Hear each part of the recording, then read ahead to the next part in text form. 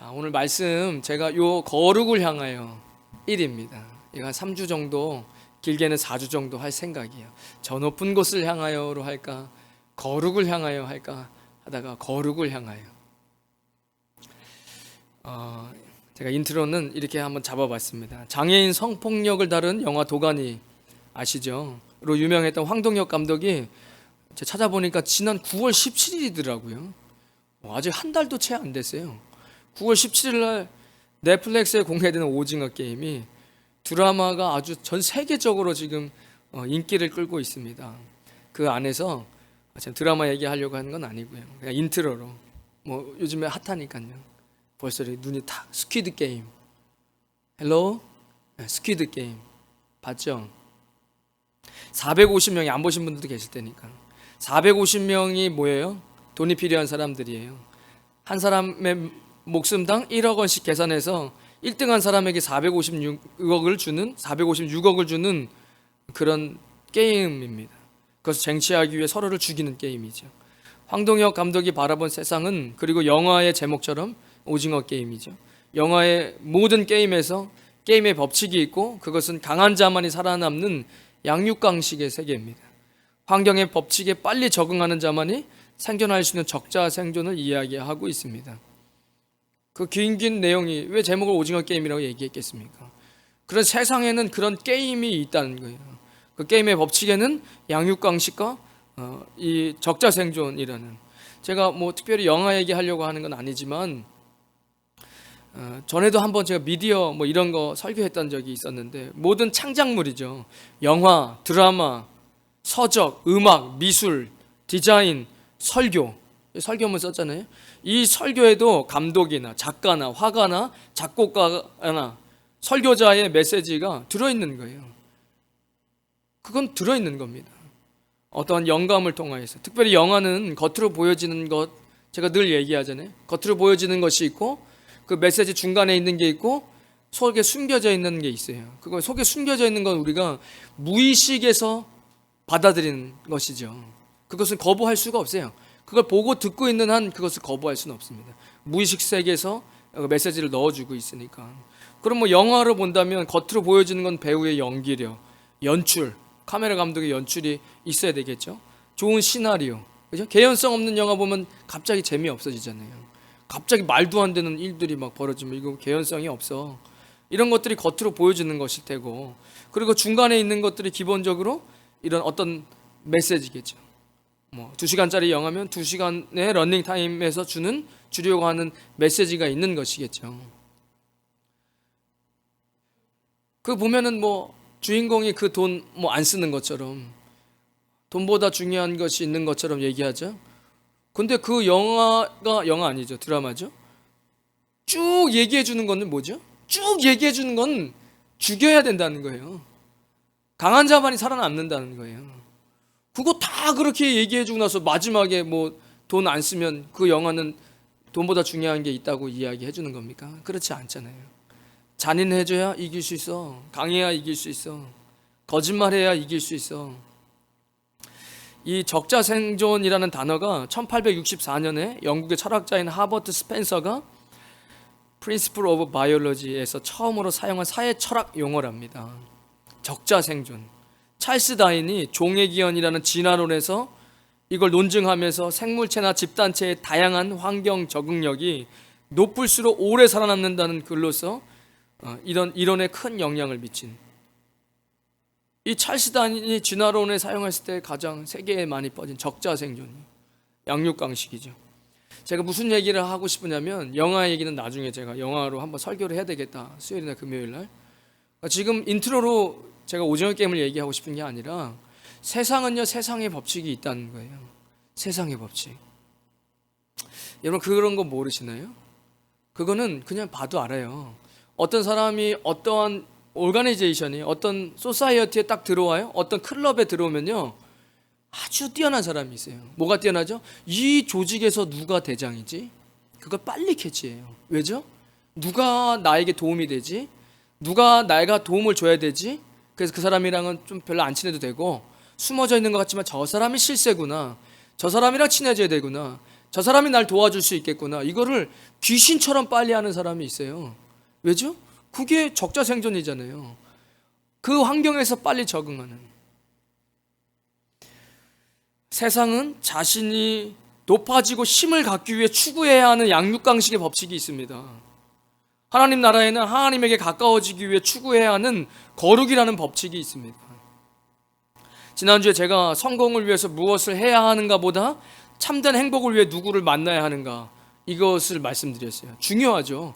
What to do가 중요하지 않고 whom to meet이 중요하다고 말씀드렸어요. 그러면 그리스도인은 뭐 아무것도 하지 마는 겁니까? 뭐 일도 하지 말고 그것도 do인데, 아니죠. 근데 그 하는 것이 누구를 위해서냐는 거예요. 정말 하나님과 가까워지기 위해, 하나님을 위해서 땀 흘리고 있냐는 거죠. 우리가 밥 먹을 때 기도하죠. 주님 감사합니다. 오늘도 일용할 양식을 주셔서, 이렇게 맛있는 음식을 주셔서 감사합니다. 주님이 주시는 일용할 양식입니다. 먹는 거 가지고 고민하며 살지 않습니다. 주님이 내게 필요한 것을 채워주시니까 감사합니다 하고 우리는 먹죠. 막 세상 사람들처럼 먹으려고 살지 않습니다. 우리는, 그죠? 어디에 가도 쉼을 얻고 안식을 취하고 주님을 찬양하고 감사하면서, 이렇게 아름답게 만드신 주님을 찬양하고, 함께 간 사람이 믿음의 사람이라면 같이 교제하고, 그러면서 쉬죠. 우리가 놀기 위해서 우리는 일하지 않아요. 그것이 인생의 목적이 돼가지고 살지 않습니다. 그러니까 누구를 만나느냐가 중요해요. 내가 하는 모든 것이 예수 그리스도를 위해서 하는 것인지가 굉장히 중요합니다. 아까 일부 예배 때는 주일학 교사분들이 계시죠? 어머니들이 많이 계세요. 그러니까 그 말씀 드리는 거예요. 무엇을 위해서 하느냐. 아이들 가르치니까, 아이들 좋은 학교 보내고 싶은 부모님의 마음 누가 모릅니까? 왜 좋은 학교 보내는 거예요? 좋은 학교 보내도 돼요. 그런데 거기에 욕심이 들어가고 세상과 비교했을 때 자꾸 내 자존심 떨어지기 때문에 세상의 법칙으로 좋은 교육 시켜야 안 된다니까요. 그렇게 해갖고 예수님 만날 수가 없어요. 예수님을 만나기 위해서 교육을 시키는 것과 세상의 법칙에 잘 양육강식 생존하기 위해서 높은 자리에 피라미드의 꼭대기를 서기 위해서 아이들을 가르치는 것과는 전혀 다른 겁니다. 일도 마찬가지죠. 요즘에는 남녀가 같이 많이 일하죠? 남자만 일하는 시대는 아니잖아요. 그거 꼭 여자 무조건 일해야 된다는 얘기는 아닙니다. 저는 별로 그런 거 좋아하지 않아가지고. 그런데 예를 들어보자는 거예요. 남성 여성이 다 일을 해요. 여성이 힘들어요. 왜 일을 시작했을까요? 더 좋은 학교, 지금 한국에서 학원에 들어가는 돈이 어마어마하게 사회적 문제라고 이야기하잖아요. 더 좋은 학교, 더 좋은 학원 보내려고 일하면은 어머니가 힘들죠? 안 힘들겠습니까? 그러면 남편에게 이런 얘기 안 나올 거야? 돈 좀 많이 벌어서 좀, 내가 안 벌어도 좀 좋은 학원, 좋은 과외, 강남에 그 소수만 가는 그런 과외 할 수 있게 해주면 정 좋아라고 이야기할 수 있겠죠. 하나님을 위해서 일하는 것이 아니라면 그것이 얼마나 노예된 일이겠습니까? 행복감과 자존감은 상관관계에 있습니다. 인터넷 SNS에 올라오는 수많은 사진들과 정보 속에서 나도 그것을 하고 그것을 먹고 그것을 가보지 않으면 뒤처지고 불행해진다고 느낀다면 그 자존감을 지키기 어려운 시대에 우리는 살아가고 있다는 겁니다. 무엇을 해야 하는가 보다 누구를 만나서 누구와 더 가까워지기 위해서 저 거룩을 향해서 가느냐, 그것이 중요한 것이죠. 하나님을 만나서 내가 누구인지를 아는 것, 이것이 중요한 것입니다. 무엇을 위해서? 거룩을 향하여 갈 때. 예를 들면 이런 것입니다. 사랑하는 사람을 만났어요. 결혼을 할 거예요. 결혼을 했지요. 그때 뭘 했습니까? 결혼하기 전에 사랑했어요. 사랑을 주었어요. 그리고 사랑을 받았어요. 그게 가장 행복한 거예요. 그래서 결혼한 겁니다. 사랑이 변했어. 아니에요. 뭔가가 잘못된 거예요. 어디서분가 잘못된 썩은 가치관이 들어간 겁니다. 사랑이 오염된 거예요. 뭔가로부터. 그건 지금 제가 인간과 인간이 사랑해서 만나서 결혼하죠. 그때 뭐 했죠? 너무 싫어. 저 사람이 너무 싫어서 결혼한 사람이 어디 있으면 지금 현재 이혼을 준비하고 있는 부부라 할지라도 싫어해서 결혼했습니까? 아니죠. 너무 사랑해서 결혼한 거예요. 그때가 정말로 행복했을 때예요. 막 사랑을 해주고 막 모든 걸 줘도 아깝지 않고 상대방도 나를 막 사랑해주고, 그게 가장 행복한 거 아닙니까? 예수님 처음 만났을 때 여러분 안 그러셨어요? 예수님 처음 만났을 때는 무조건 기쁘고 감사해요. 너무 행복해요. 주님 받은 그 사랑이 너무 커가지고 내가 이것을 어떻게 감당할 수가 없어가지고, 이거 뭐 성경을 못 배워서도 그냥 옆집 뭐 순이 엄마 붙잡고 그냥 교회 가야 돼. 너무 행복한 거야. 왜? 모르겠어. 이거 그냥 행복이야. 뭐 아직 뭐 성경을 잘 모르니까 너무 행복한 거잖아요. 그러니까 어디서부턴가 주님을 사랑을 받고 그 사랑을 너무 행복해서 받은 사랑을 또 이웃에게 흘려보낼 때 가장 행복한 건데, 뭔가에서부터 잘못돼서 신앙이 잠들어 버리는 거죠. 사랑이 씻고 등을 돌리면서 사는 것처럼요. 그럼 뭐가 문제냐? 문제는 하나님의 전적인 은혜로 하나님을 만난 백성들이 하나님의 방법대로, 하나님의 법칙대로 살지 않는다는 겁니다. 왜 오징어 게임이 전 세계에 한 번에 그렇게 떴겠습니까? 세상에 그 법칙을 너무 잔인하게, 너무 현실적으로 이야기하고 있잖아요. 하나님을 처음 만났을 때 무슨 지불을 하셨습니까? 어떤 대가를 지불하셨습니까? 처음 만났을 때 없어요.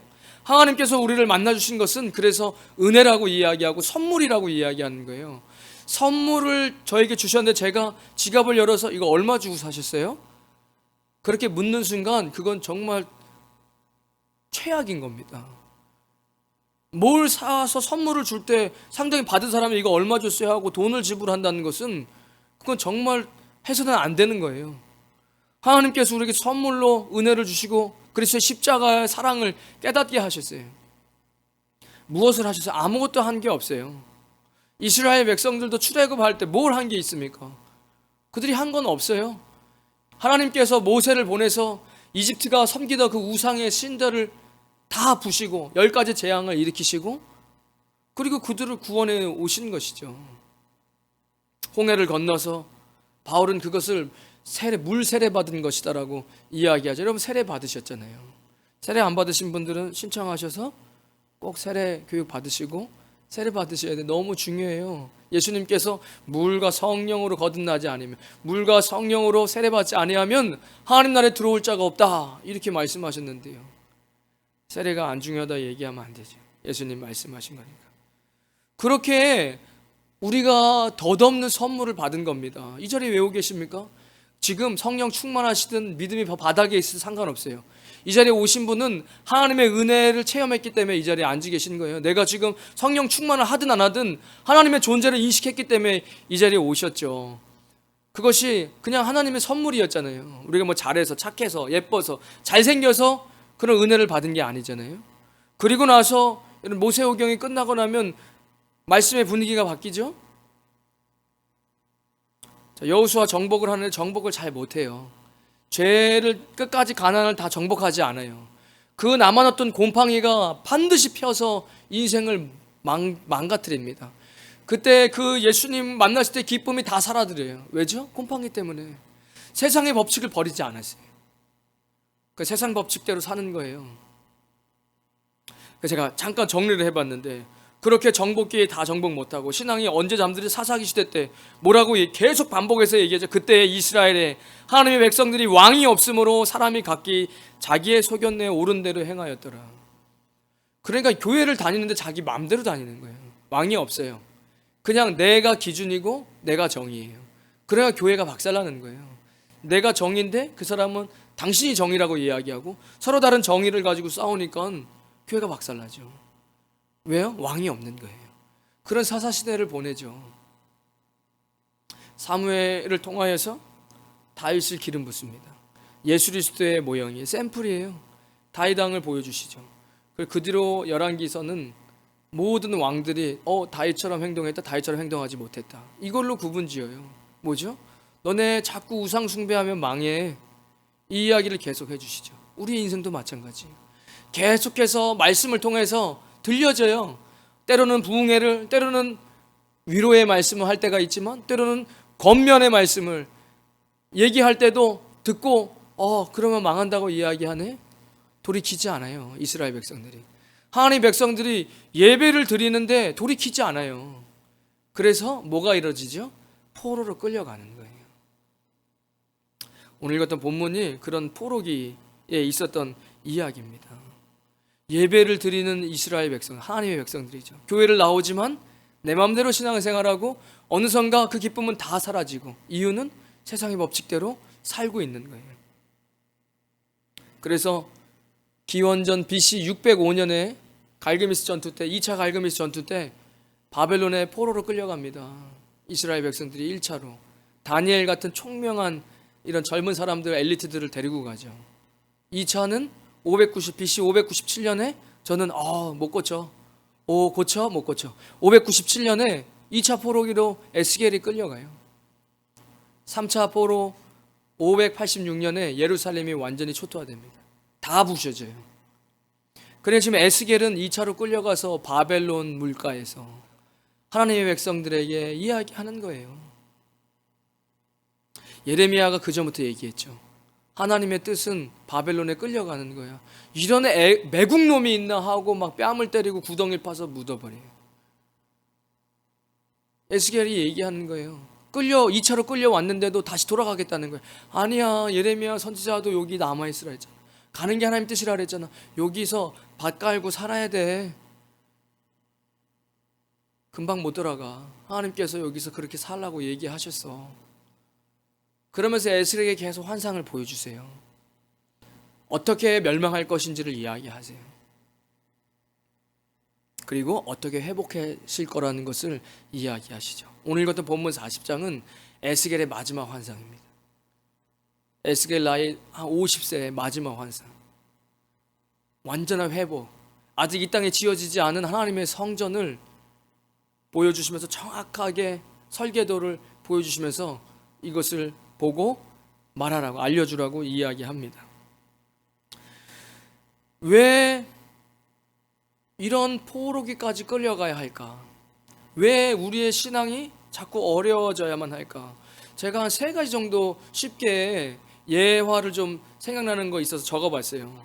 원숭이를 잡는데 사냥꾼이 항아리 안에, 주먹만 들어갈 항아리 안에 뭐 좋아하는 호두인가 이런 것들을 잔뜩 넣어놓고 꽝창 잡아가지고 주먹이 안 빠지는 거예요. 사냥꾼은 막 칼을 들고 원숭이를 향해서 오죠. 우리를 향해서 오는 거예요. 세상이 목을 쪼여오는 거예요. 인생을 살아가는데.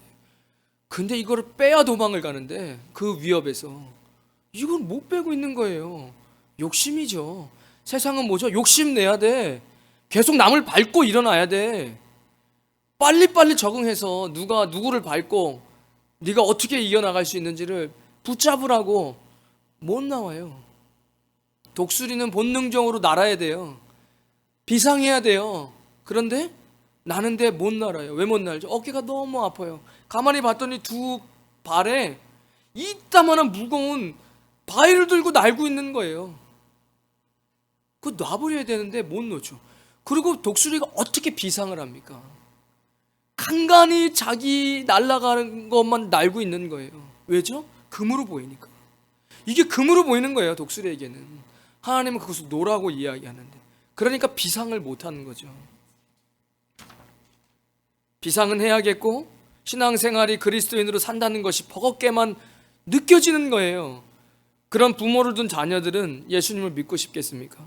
말은 교회를 다녀야 한다고, 예수를 믿어야 한다고 하는데 삶은, 부모님의 삶은 늘 버겁고 이런 거예요. 저는 이것을 영적인 분열이 일어나지 않을까 이런 생각을 해봐요. 이런 전쟁통에 보면은 아이가 너무 소중한 엄마가 전쟁에 아이를 잃어버렸어요. 아이가 죽어버렸어요. 그 사실을 받아들이기가 너무 충격이에요. 정신분열이 오죠. 어떻게 하죠? 인형을 등에 안고 이 포대기를 메고 이러고 다니는 거예요. 아이고, 저 엄마 미쳤네. 왜 그러죠? 그 아이가 나 때문에 죽었다라는 그걸 받아들이기가 너무 어려우니까 분열이 오는 거예요.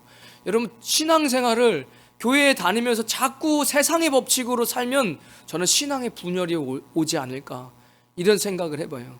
그 신앙의 분열은 버겁고 무거운 거예요. 차라리 예수님을 모르면 몰라는 게 나을 뻔했다. 교회를 나가면서 자녀들한테는 교회 다녀야 된다고 얘기는 하지만 부모님들은 늘 신앙에 버겁고 무거운 그 얼굴 표정. 율법에 스스로 매여서 스스로를 정죄하고 타인을 정죄하며 자유가 없는. 그런데 어떤 다음 세대가 교회를 나오겠습니까? 부모님이 너무 누가 봐도 어려운 상황이 가정에 들이닥쳤을 때 자녀들은 본능적으로 알아요. 제 친구들, 예전에 세상에 있던 친구들이 전부 다 이혼했어요. 한 명도 안 빼놓고, 친한 친구들이. 그때가 고등학교 때였습니다. 남자들이 고등학교 때 친구 앞에서 누가 옵니까? 창피하게. 서로 기싸움하고 싸우는데 우는 거예요. 야, 너 무슨 큰일 있냐? 부모님이 이혼하기 전에 맨날 싸우니까 그게 너무 힘든 거예요. 자녀들은요, 부모님 눈치를 봐요. 그렇게 살 수밖에 없어요. 심지어 4살, 이런 5살 애들은요, 넘어지잖아요? 지가 아프고 안 아픈 거는 상관을 안 해. 일단 부모님 얼굴을 봐. 부모님이 어이구 놀래면 그때 울어요. 그게 애들이에요. 그런데 부모님들이 어려운 일을 겪을 때 아이들이 모른다고요? 왜 몰라요? 다 알죠. 그때 부모님 무릎 꿇고 기도하고 주님 앞에서 일어나는 걸 보면 아이들은 바로 예수님께 무릎 꿇어요. 어려울 땐 무릎 꿇는 거구나. 어려울 때 주님 앞에 기도하러 달려가는 거구나. 그걸 왜 모릅니까? 어려워지니까 더 예배드리러 가네? 더 기도하러 가시네? 그게 아이들이 다 보는 것이죠. 그런데 막 힘들어요. 그러면 다음 세대의 복음은 어떻게 전달됩니까? 예레미야도 바벨론에 끌려가라고 하는 이유가 뭐죠? 버리라는 거예요. 세상에 네가 우상 숭배하던 것을 빨리 버려라. 포기해라. 이제 그만 세상 의지하는 것 버려라. 항아리 안에 움켜진 욕심을 버려라. 안 그러면 사냥꾼에게 와서 잡힌다. 인생이 망가진다. 그 보석이라고 생각하는 쓸데없는 것을, 그 욕심과 욕망과 정욕을 버리라는 거예요. 안 그러면 더 이상 지쳐서 비상할 수 없다. 무거워 떨어져 버린다는 거예요. 여러분, 왜 그런 사람들은 왜 교회를 올까요? 지옥 안 가려고 오겠죠. 지옥 안 가려고. 제가 맨날 얘기하잖아요. 짐승의 표 그만 얘기하라고. 지옥 안 가려고 예수님 믿는 사람이 어디 있습니까? 적그리스도가 무서워갖고 예수님 믿는 사람이 어디 있어요?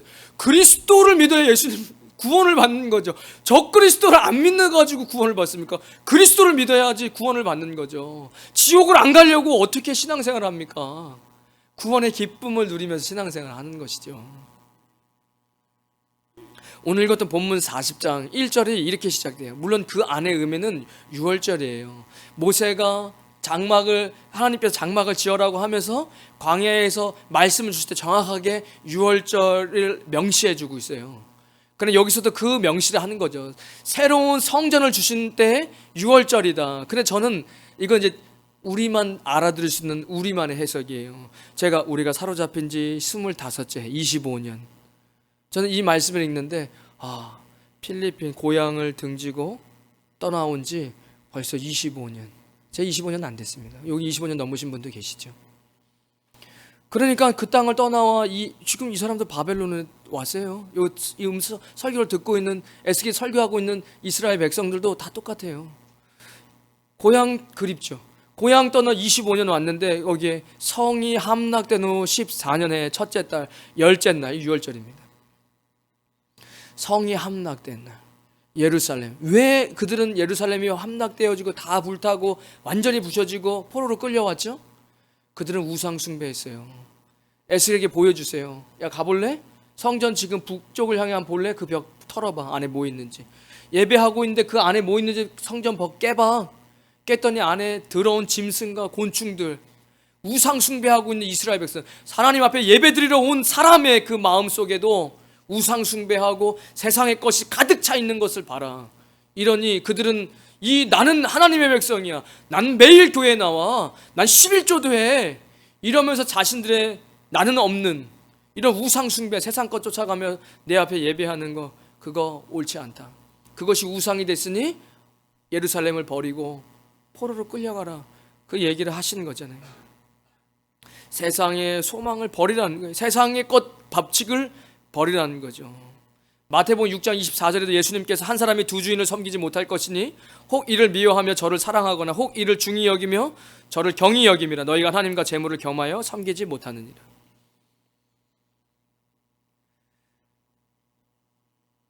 왜 이 성전이 중요하냐? 오늘 이 성전 입구도 못 들어갈 거예요. 왜냐면 인트로가 중요하니까 오늘 인트로 하다 끝날 텐데 아마 계단까지 갈 수 있을까? 고린도전서 3장 16절에 이렇게 이야기해요.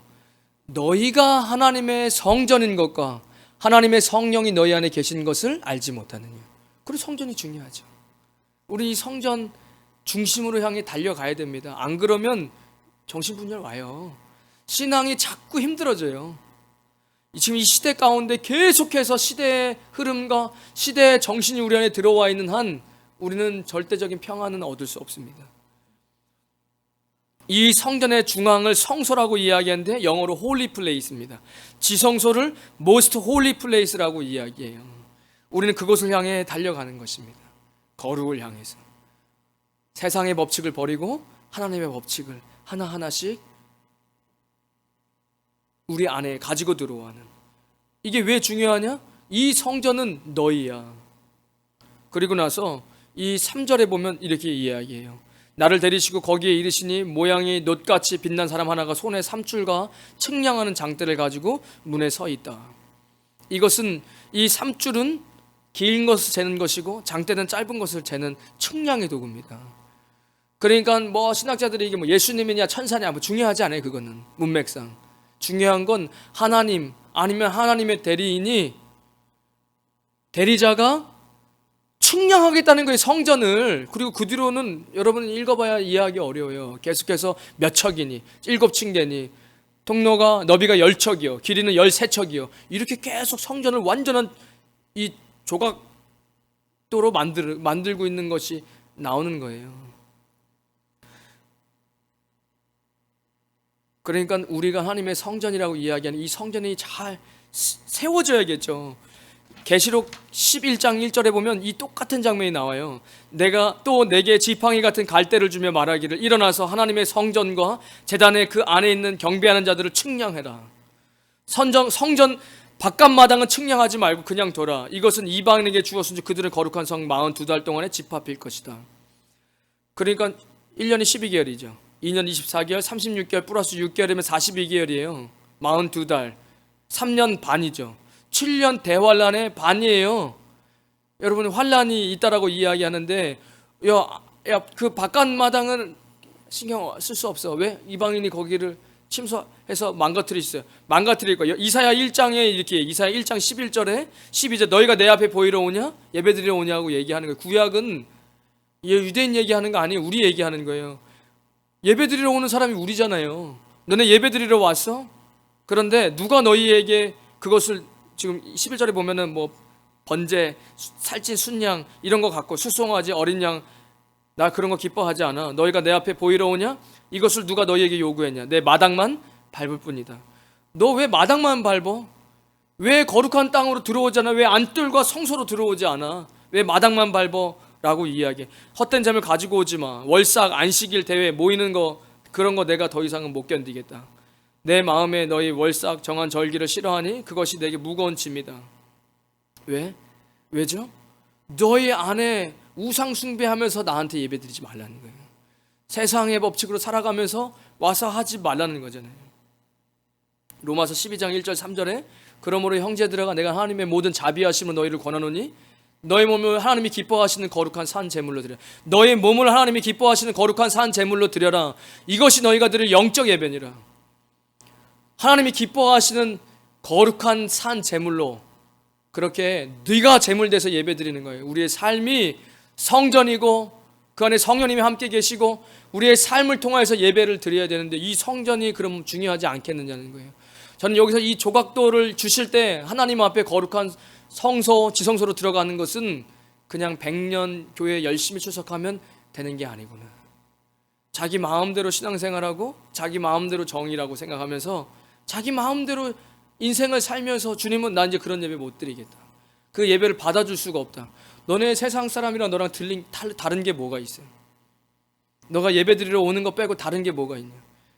그 오징어 게임에 있는 그 사람들처럼 그 법칙대로 살아가면서 어찌 내게 와서 내 자녀라고 이야기할 수 있냐? 지금 그 이야기를 신구약에서 모두 다 이야기하고 있는 거잖아요. 그래서 우리는 거룩을 향해서 달려가야 되는데 주님께서 왜 측량하는 도구를 두셨겠습니까? 재는 거잖아요. 여러분, 저만 두렵습니까? 저는 하나님께서 물론 두려움으로 다가오지 않지요.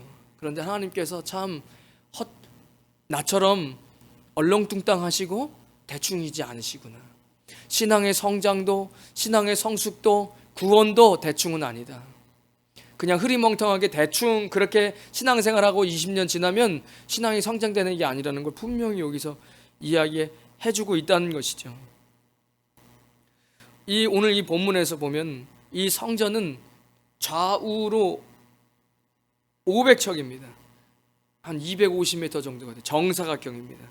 이 정사각형은 정의와 공의를 이야기하고 있습니다. 그리고 그 담벼락이 있고 동쪽, 북쪽, 남쪽에 문이 있어요. 3개가. 나중에 다 끝나면 제가 영상으로 다음 주에도 보여드리고 그럴게요. 근데 지금 봐야 아무 의미가 없어요. 이 문은 정사각형인데 공의와 정의예요. 어느 곳에서도 한치 오차도 없는 주님의 공의와 정의, 측량하심이 있습니다. 하나님께서 여러분들이 했던 모든 행동을 다 알고 계세요. 그 다 기록하고 있는 천사가 있다고 성경은 이야기해요. 우리 신앙의 성장도 정확하게 하나님의 측량하심이 있는 거예요. 그런 공의와 정의로운 이 성전 모양의 담벼락이 세워져 있습니다. 이것은 세상과의 구별이죠. 여러분, 세상과 우리는 반드시 구별되어야 됩니다. 이것은 하기오스죠. 헬라어로 하기오스, 거룩은 구별됨이에요. 분별됨이에요. 구별됨, 세상과. 우리는 반드시 세상과 구별되어야 됩니다. 저 성으로 들어오는 순간 이미 세상이 알 수 없는 뭔가를 알아버린 거예요. 뭘 알아버렸죠? 그 문으로 들어가는 계단은 7계단이라고 정확하게 성경에 적혀 있어요. 7계단. 뭐죠? 7은 완전수예요. 7은 의미하는 바가 굉장히 많아요. 성경에. 천지창조의 수죠. 그죠? 우리 일주일도 7일이에요. 그 중에 안식이 있어요. 우리 주일을 주님 앞에 거룩하게 보내죠. 그죠? 학자들이 이런 얘기를 해요. 하나님께서 언제 천지를 창조했을까? 지금 지구의 역사가 얼마 됐을까? 정확하게 알 수 없다 하더라도 대략 6,000년 역사로 가지 않을까? 이렇게 얘기하는 거예요. 구약이 대충 한 4,000년 좀 못 되고 신약이 한 2,000년 좀 못 되면, 그러면 6,000년을 어느 순간 채우면 천년왕국을 분명하게 성경은 이야기합니다. 그죠? 천년왕국. 그럼 7,000년이에요. 천년왕국이 끝날 때 백보자 심판으로 새하늘과 새 땅을 이야기하잖아요. 하나님이 천지를 창조하실 때도 그렇게 하셨고, 그러니까 완전수라고 7을 이야기하거든요. 그 첫 계단의 수가 7계단입니다. 완전을 향해서 첫 발을 여러분 내디디셔야 됩니다. 그 하나님을 향해서, 거룩을 향한 그 계단에 발을 내디십시오. 그래서 그 세상과의 구별된 담벼락 안으로 일단은 들어가셔야 돼요. 여긴 다 들어갔다고 저는 생각이 돼요. 그죠? 그러지 않고 이 주일날 뭐가 좋다고 쉬지 않고 말씀 들으러 오셨겠습니까? 세상과의 구별. 그런데 하나 잊지 마셔야 되는 거가 있어요. 지금 세상이 너무 심란해요. 어떻게든 사람들 훅하게 하려고 하는 흐름이 보여요. 여러분, 너무 광적으로 변하면 안 돼요. 여러분, 세상과 구별이 되되 하나님, 예수님께서 이렇게 말씀하셨어요. 너희는 세상의 소금이다. 소금이 세상의 소금이다. 맛을 잃으면 무엇으로 짜게 해려. 아무 짝에 쓸데없어 다만 밖에 버려져 사람에게 밟힐 뿐이다. 너희는 세상의 빛이다. 빛나는 곳에서 빛을 비춰야 안 돼요. 세상에서 우리는 하나님의 통치를 받는 거예요. 세상의 발을 디디면서 빛으로 사는 거예요. 세상에 어둠 싫으니까 빛이로만 있을 거야 라고 해갖고는 우리는 광신적인 신도가 될 수밖에 없어요. 세상의 빛이다. 산 위에 있는 동네가 숨겨질 수 없는 거예요. 산 위에 마을이 있는데 어떻게 숨겨집니까? 사람이 등불을 켜가지고 집안 위에 두는 거예요. 말 아래 두지 아니하고 등경 위에 두나니 그러므로 집안 모든 사람을 비추느니라. 저는 이 말씀을 다 아시죠? 암송도 하시고 했었던 말씀이니까. 근데 이거요, 내 삶으로 받기는 어려운 말씀이에요. 여기서 설교를 듣는 분이 남편일 수도 있고 아내일 수도 있죠? 그러면 내 삶이 가정에서 빛이 돼야 된다는 거예요. 우리 남편을 보면 예수님을 보는 것 같아. 그 빛이 내 어둠을 비춰서 나의 슬픔이, 나의 분노가, 나의 우울함이 샥 사라지고 빛으로 다가와. 이거예요. 이렇게 살라는 거예요. 내가 안에 있으면 내가 예수님의 빛 때문에 내 남편의 어두움이 물러가게 하는 거.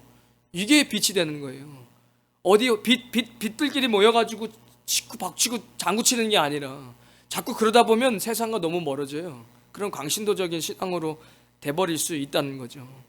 이 담벼락은 세상과의 온전한 구별이지만 우리가 서 있는 곳은 세상이에요.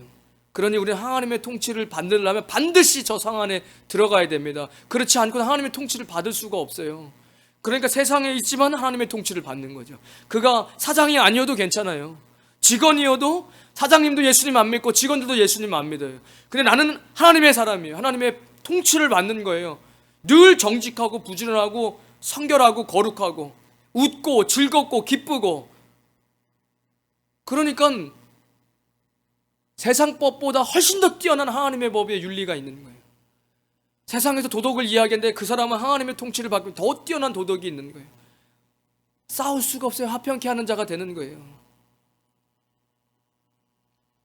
그런 통치를 받으시기를 주님의 이름으로 축원드리겠습니다. 성전 이 7계단을 올라가면 문이 있습니다. 신앙은 그렇게 문을 두드리면서 시작하는 겁니다. 구하고 찾고 두드리는 것이죠. 그런데 제가 요거만 하고 마치겠습니다. 여러분, 구하고 찾고 두드리는 것을 한 번은 생각해 보세요. 내가 완전을 향해서 첫걸음을 띄었는데 다 뛰었었어요. 그러지 않고 이 자리, 이 교회에 올 이유가 없습니다. 주일날 편하게 잠자고 TV 보는 게 훨씬 더 행복해요. 그런데 여러분, 왜 문이 너무나 많아요? 안으로 들어가는데 문이 너무 많아요. 성전을 보니까. 여러분, 그때마다 박차고 믿음으로 구하고 두드리고 찾으셔야 됩니다. 여러분, 그러지 않으면 문을 누가 열어주는데요?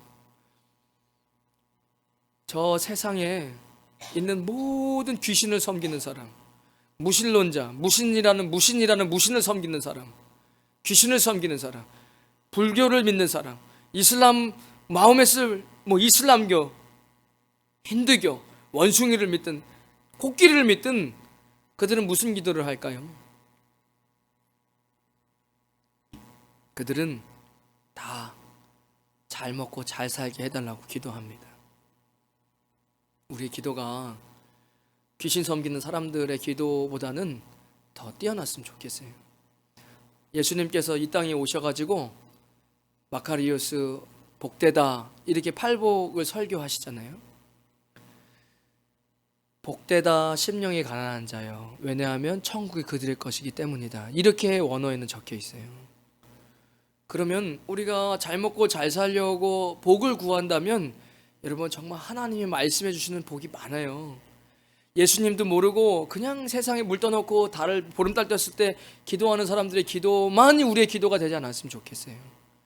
그것만 구하고 두드리지 않았으면 좋겠어요.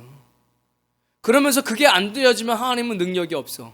하나님은 날 사랑하지 않은가 봐. 하나님은 나를 저주하시나 봐. 아니면 어떤 철학자처럼 하나님은 신은 죽었나 봐. 그러지 마시고, 문이 있는데 그 문을 두드릴 때는 믿음이 필요해요. 광야에서 다 죽었습니다. 여호수아 갈렙 빼고 다 죽었어요. 믿음이 없어서 죽은 거예요. 믿음이 없어서. 가나안을 믿음이 없으면 갈 수가 없어요. 믿음이 없어서 다 죽은 거예요. 그리고 믿음으로 저들은 우리 밥이야. 믿음은 바라보는 것들의 증거예요. 보지 못하는 것들의, 믿음은 바라는 것들의, 실상이 보지 못하는 것들의 증거. 이렇게 돼야 되는데 믿음이 없으니까 안 되는 거예요. 믿음으로 구하는 거예요. 믿음이 없이는 하나님을 기쁘시게 할 수도 없어요. 하나님을 찾는 자들은 반드시 그가 계신 것과 그를 찾는 자들에게 상 주시니심을 믿어야 할지니라. 여러분, 믿음으로 구하는데 이제는 여러분 팔복을 구하세요. 주님 앞에, 주님, 내 심령이 늘 가난했으면 좋겠습니다. 내가 늘 영혼을 향한 애통하는 마음이 있었으면 좋겠습니다. 내가 무엇을 하려고 하기보다 주님을 만나기 위해서 살고 싶습니다. 굉장히 중요합니다. 여러분, 무슨 일을 하면서 땀을 흘리고 계십니까? 무엇을 두드리고 계십니까? 그것이 what to do일 텐데, 두드리는 것이. 그게 여러분 인생을 계속 좀먹게 할 수도 있어요. 그 구하는 잘못된 것이 여러분 인생을 평생 그 안으로 못 들어가게 할 수 있습니다. 여러분, 믿음으로 살 때 거룩을 향해서 무엇을 하는 게 중요한 게 아니에요. 여러분, 저 안으로 들어가는 거 여러분 노력으로 한 발짝도 못 들어가요. 여러분, 처음서부터 노력으로 예수님 은혜 받아서 노력으로 구원받았습니까? 행위 구원받았습니까? 아니잖아요. 저 거룩해지는 거 다 될 수 있어요. 사람은 안 되지만 하나님께서 하신다고 약속했으니까 하나님 말씀이 살아있고 운동력이 있어 좌우의 어떤 날선 거보다도 예리한 거잖아요. 수술할 수 있어요. 누가요? 하나님께서. 우리의 혼과 영과 및 관절과 골수를 찔러 쪼갤 수 있습니다. 저는 이 말씀을 암송할 때 사람의 성격도 변할 수 있고 사람의 수십 년 동안 해왔던 습관도 변할 수 있고 그의 몸도 변할 수 있고 할 수 있는 거예요. 누가요? 사람은 할 수 없지만 하나님께서 하실 수 있는 거예요. 하나님, 제가 너무 저 지성소로 들어가고 싶어요.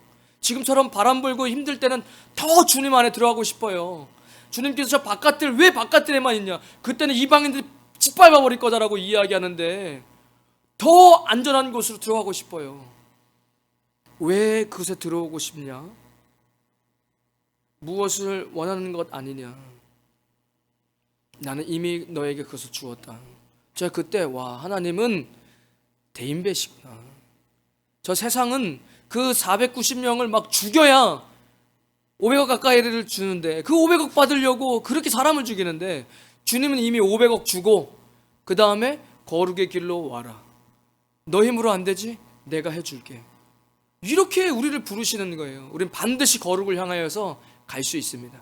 우리 힘으로 가는 거 아니에요. 하나님 말씀으로 우리를 고쳐주시 수술하셔서 그렇게 됩니다. 에스겔의 이 마지막 성전의 결론은 사실은 여호와 삼마예요. 여호와 삼마.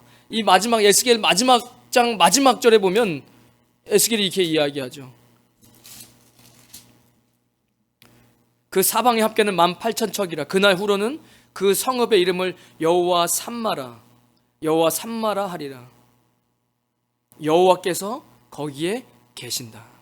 우리는 그곳을 향해서 달려가야 됩니다. 그곳을 향해 가는, 그것을 거룩해지시는 저와 여러분 되시기를 주님의 이름으로 축원드리겠습니다. 이제는 우리 주 예수 그리스도의 크신 은혜와 하나님 아버지의 무한하신 사랑과 성령님의 감동감화 교통하심이 오늘 거룩한 주일 주님 앞에 가장 거룩한 곳으로 달려가겠노라고 다짐하는 주의 백성들 머리머리 위에, 그들의 가정과 자녀들 위에, 믿음의 기업 위에, 우리 임마누엘 교회와 이 땅 필리핀과 조국 대한민국 위에 지금부터 영원까지 함께 하시길 간절히 축원하옵나이다. 아멘.